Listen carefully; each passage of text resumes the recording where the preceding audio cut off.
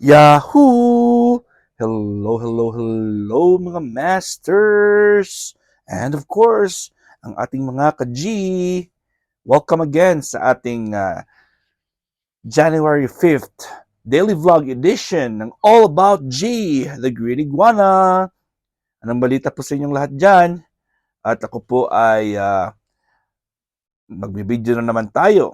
At we will be talking anything under the sun na naman. Hindi ko naman alam kung anong ating topic ngayon. Pero syempre, as we go along po, ay lalabas lang yan. Kasi meron tayong mga kailangan i-discuss or meron tayong kailangan i-share.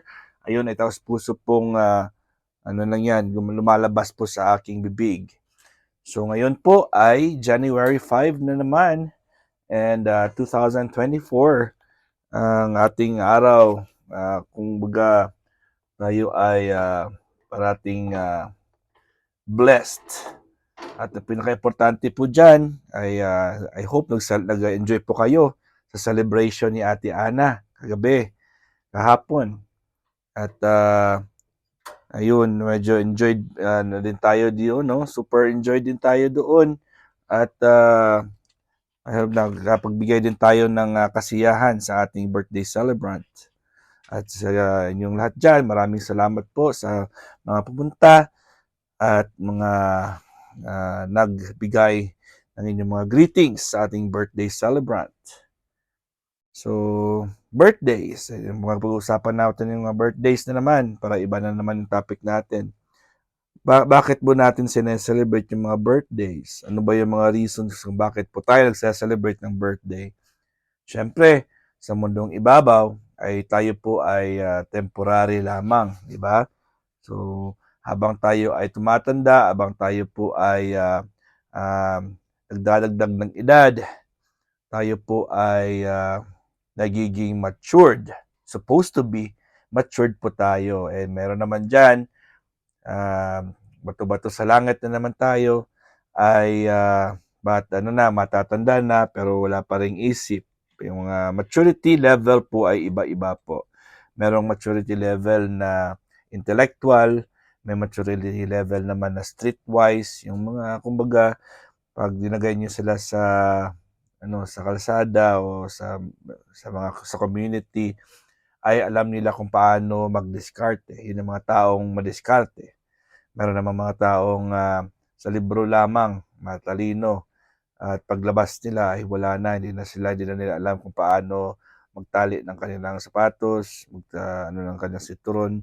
So yun yung mga maturity level natin, wisdom and syempre as knowledge natin. And that's the reason why po na yung ngayong generation na ito, iba-iba na yung mga diskarte nila dahil po yung iba hindi na nila promote o hindi na po nila ino-honor ang education. Kasi yung ano natin ngayon, yung generation po natin ngayon is more on syempre technology. So akala po ng iba na kung hindi naman po akala pero based to experience po ng iba na mas malaki pa yung kanilang income compared sa mga nakapag-aral at nakapagtapos. So sa kanilang ano naman yan, kanilang opinion po yan. Pero syempre, bilang isang professional din ako, so yung advice ko lang, siguro iba talaga yung merong education. Kasi yun naman yung diploma, yung naman credentials. Pero syempre, salute din ako ah, sa mga young entrepreneurs, kumbaga hindi sila nakapagtapos pero naging successful din. So may iba't ibang levels of maturity yan, birthdays, na pinag-uusapan natin, lumalayo yun natin yung mga topic pero I know connected din po ito. So meron po tayong mga kilala na bata pa, young age pa lang sila pero very professional sila kung mag-approach when it comes sa kanilang career. So, meron naman iba diyan na tumatanda na, wala pa rin silang accomplishments, wala pa rin silang napakita, wala pa rin silang results. So, bakit po tayo nagse-celebrate ng ating birthday? Siguro milestones po 'yan Milestone po 'yan ng mga ating, siyempre sine-celebrate not just by us, but by our friends and families to celebrate our birthdays, and we do it vice versa na sine-celebrate din natin yung kanila birthday. So, ang maganda diyan is, nagre-remind po 'yan na every year, every milestone na inapakan po natin ay it symbolizes our added wisdom and added experience. So, kailangan lang talaga i-embrace natin at i-accept po natin na tayo nag-iedad na. Importante po 'yan kasi ang maturity level natin dapat talaga maka-base 'yan sa edad natin. Pero siyempre hindi naman tayo pare-pareho ng ating, opinyon at, meron naman iba diyan na, "Oh, dito lang po ako, hanggang dito lang ako kasi dito at ito ako 'pag nung pinanganak po ako. Ito lang yung pong aming kaya. Ito lang yung aking, nasilayan. So, dito lang po ako." Pero tandaan po natin na habang tayo'y buhay ay meron tayong pag-asa. So mag-i-improve dapat, for the improvement dapat yung ating goal. Kaya kudos po ako sa lahat ng mga OFWs, ang ating mga kasamahan dito sa YT World, ang ating mga pamilya na iwan natin sa ibang bansa, Pilipinas, at napunta tayo sa ibang bansa para tayo ay mag-take ng risks para po ay gawin ito para mapakain natin, malagyan natin ng pagkain ng mesa ng ating mga minamahal at ma-provide natin yung kanilang mga needs. So habang po tayo tumatanda, habang tayo um, nagiging more matured, supposed to be, 'di ba? Kailangan natin maging mature, 'di ba? Ay may mga ano niyan, may mga risks din po 'yan. So, ang problema lang po diyan is halimbawa ikaw yung provider ng iyong pamilya, good provider naman, 'di ba? So, may mga times naman na dahil matured ka, yung mga kasamahan natin, mga pamilya natin po ay ayaw na nilang mag-step up dahil ano ba, siyempre nandiyan ka na naman magpo-provide, 'di ba? So, what's the use na ako'y magtatrabaho, nandun naman si papa, andun naman si mama. So, yun yung ating mga disadvantages dahil po kung minsan po ay nate-take for granted po ay na reality check lang po. Siyempre alam naman natin dahil ako'y nadanasan ko po 'yan. Nadanasan ko rin 'yan. Kahit nasa Amerika po ako, siyempre Amerika naman is, the land of promises daw pero siyempre I will prove it wrong kasi hindi talaga, hindi. So ayun ang ano na natin 'di ba, yung ating goal dito ay magtrabaho at mag-provide. Siyempre dahil ikaw ay, dahil ito'y Amerika, yung iyong, gagawin, yung iyong gustong kainin, yung iyong gustong abutin, kailangan pagtrabahuan mo 'yan. Hindi ito patutulad ng Pilipinas na umiga ka lang, umupo ka lang, merong magbibigay sa'yo o kahit na bukas na lang, okay lang, ayun. So, much more 'pag, nasa mga countries ka na medyo strikto, ito strikto ang Amerika. Pero much more ako wala akong amo dahil yung kasama ko dito sa work ay daddy ko. So, medyo masasabi kong, maluwag-luwag po ako. Pero siyempre, nag-aalaga din ako sa kanya at, yun may mga ano din tayo, may mga ibang, obligasyon din tayo. So, much more kung meron kang, tinatrabahuan na strikto. Unfortunately may mga kapatid po tayo sa ibang bansa na nag-OFW na medyo, ano yung ang kanilang mga amo, mga employers po nila ay medyo mabigat ang kamay, masakit ang dila 'pag magsalita. So, 'yan na naman ang ating, ah, ang mga risgo kung bakit, hindi lahat ng OFWs po ay, um, nag-stay sa isang trabaho, sa isang lugar. Minsan po sila ay nagtatago at naglalayas dahil po 'yun ang nagagawa sa kanila. So, taking the risk of being the breadwinner kasi is a sign of maturity. Pero, yung kawawa naman diyan is tayo na nagtatrabaho at napalayo po tayo sa ating mga pamilya, 'di ba? So, yung birthday po tayo, wala tayo sa ating pamilya, nag-birthday po tayo, kung minsan may trabaho, Kasi dito sa ibang bansa ay walang birthday yan, no, 'di ba? Kung birthday mo, regular day lang po yan.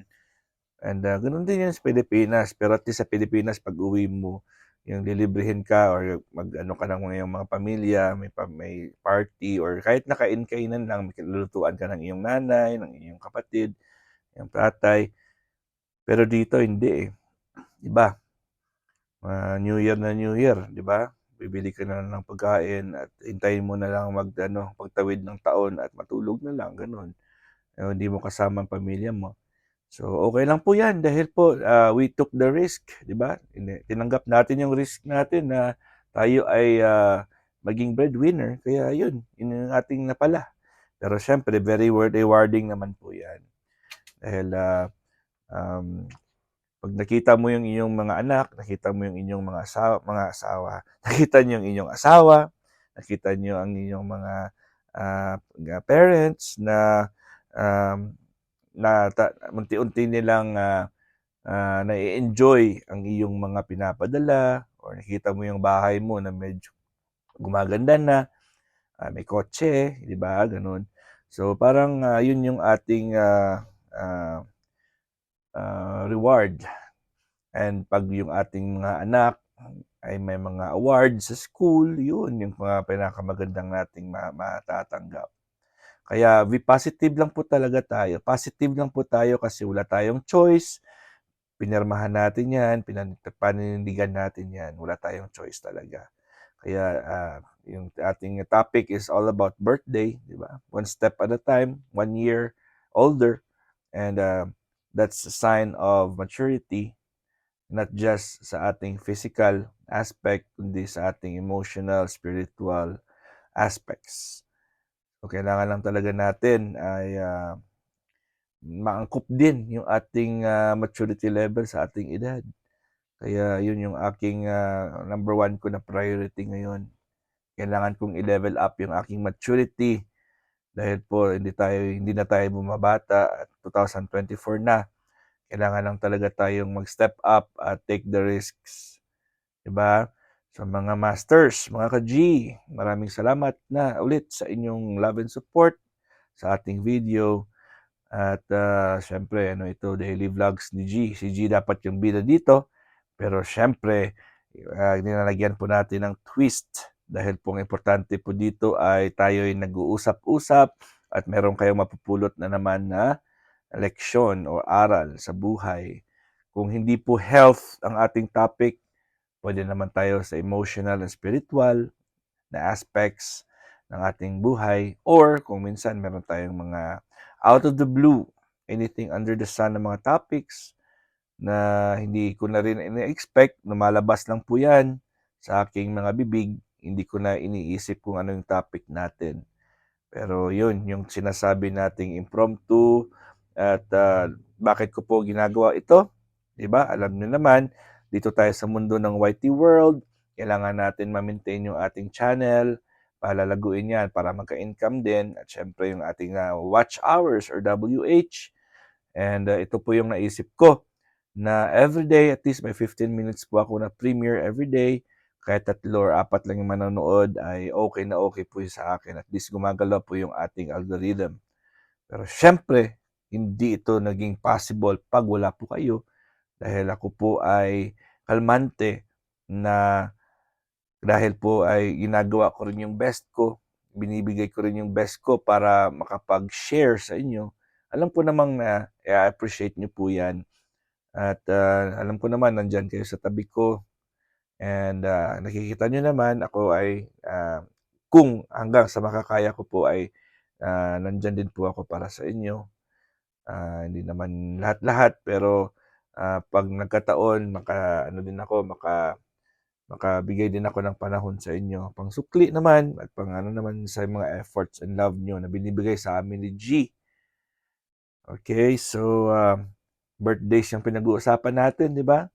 So sa mga birthdays for this month and for the upcoming months, advance happy birthday kung sino ka man or kung kailan naman yung birthday mo. And praying talaga na God will always continue to shower you with abundant blessings of hope of love, abundant blessings of prosperity, financial stability, good health, safety, and of course, happiness. So again, this is your master worm and the one and only G, the green iguana. God is great. Yahoo!